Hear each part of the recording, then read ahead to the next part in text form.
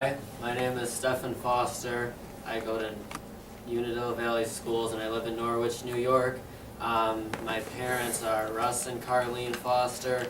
My dad, Russ Foster, went and grew up in Oxford.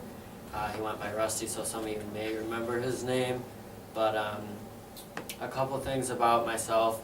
I do Taekwondo, I play bagpipes, and I'm involved with the Young Democrats of America, and I have attended Obama's inauguration in January. And the reason I'm telling you these things aren't just to talk about myself, because I'd rather not. The two reasons are, one being, I don't want you to feel like that you're hearing this from a complete stranger. I'd like you to know who I am before I start this. And just to show you that when I start a project, I stick to them. So this project is another one that once I start, I'd like to stick to it, and that's why I'm here tonight, so I can show you my proposals and projects that I've been working on and what else I'd like to have done. So tonight, I'm showing you the progress and plans for Little Merritt's tomb in the Beardsley Cemetery in Oxford. This story, for those of you who may not know the story of Little Merritt's tomb, on December 15th of 1865, Merritt Beardsley died to a feverish sickness due to the lack of technology and lack of medicines of the time period. And at the time of his death, it was a December night, and according to local publishings, his last wish was to have a window in his grave because, like most 8-year-olds would be, he was afraid of the dark, and so he didn't want to be left in the dark. So his father fulfilled the promise, and when he constructed the tomb out of field stone, there is a small, about 8x6 opening for a window pane, and that's what makes it such a peculiar grave site, because not many at all, let alone in Oxford, New York, would you find a grave, a tomb, with an 8-year-old with a window in it, and the story alone makes it that much more interesting. And also in the Beardsley Cemetery, that isn't as publicized or known, Addison Beardsley, which was a brother to Merritt's father, so that would make it Merritt's uncle, was a local soldier who was in the Civil War, and he's also buried in the same cemetery. And Marshall Dodge, who was a local soldier in the War of 1812, is also buried in that cemetery. I became aware and interested, like most people that have heard this story, just came from generations above me. My grandma told me this story, and my dad told me the story, so I went to visit the tomb, and that's what sparked my interest in it. And it's just something that I haven't let go, and I've watched parts of it depreciate, and that's what made me recently want to start to improve the site, being what an interesting and known place for Oxford that it is. Merritt's tomb in the cemetery and local publishing and history.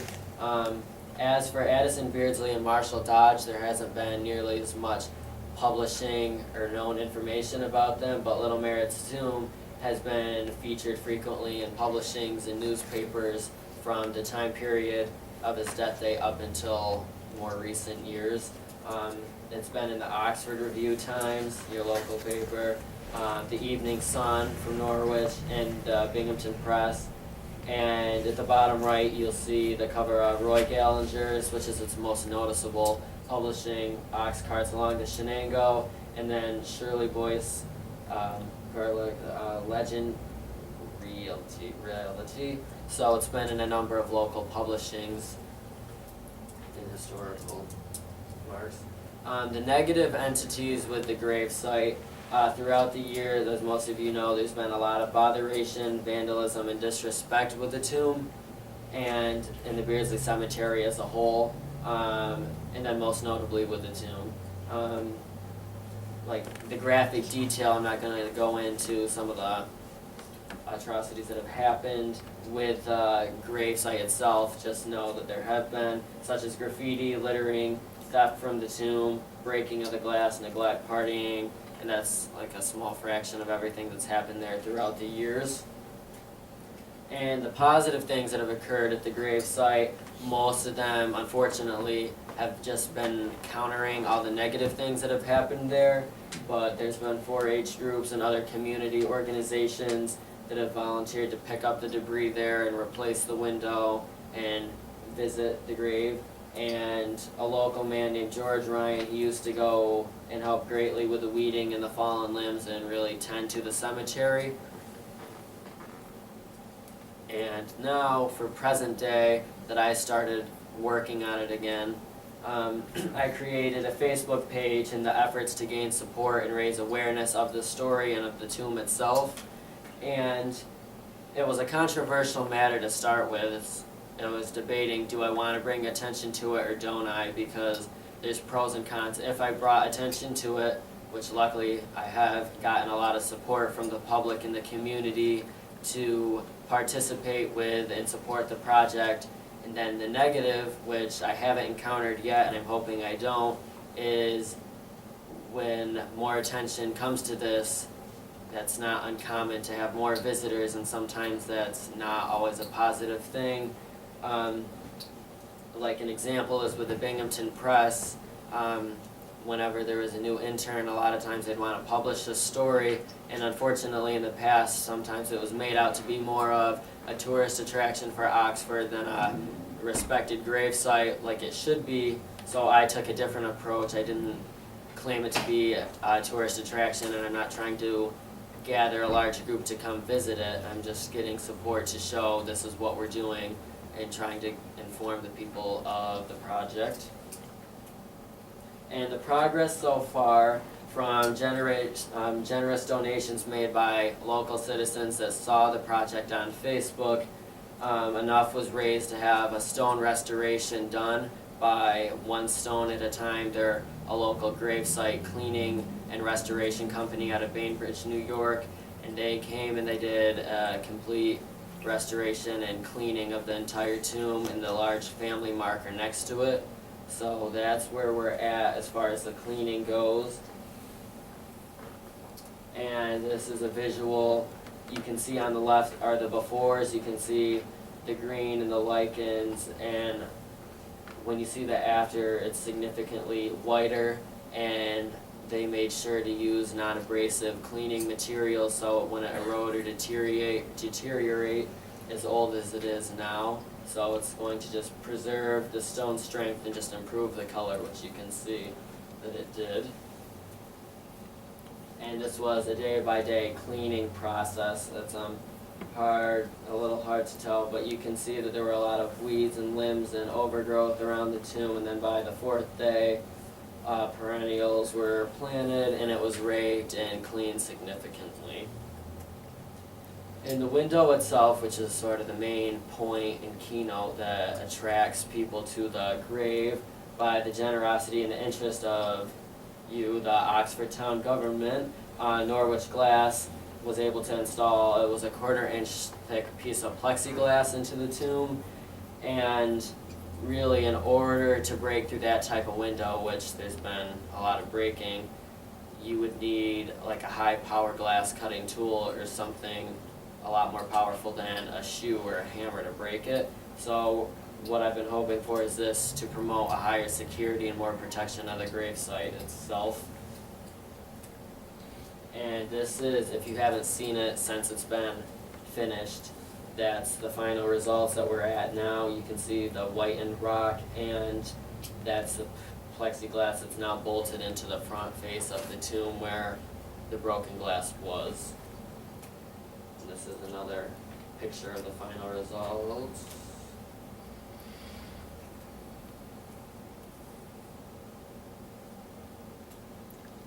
And so that's where we're at right now with the Merritt's Tomb project, and why I'm here tonight was for two reasons. One, to show those who haven't seen or heard of the progress where we're at now and how much we've accomplished over the summer, and now what I would still like to accomplish.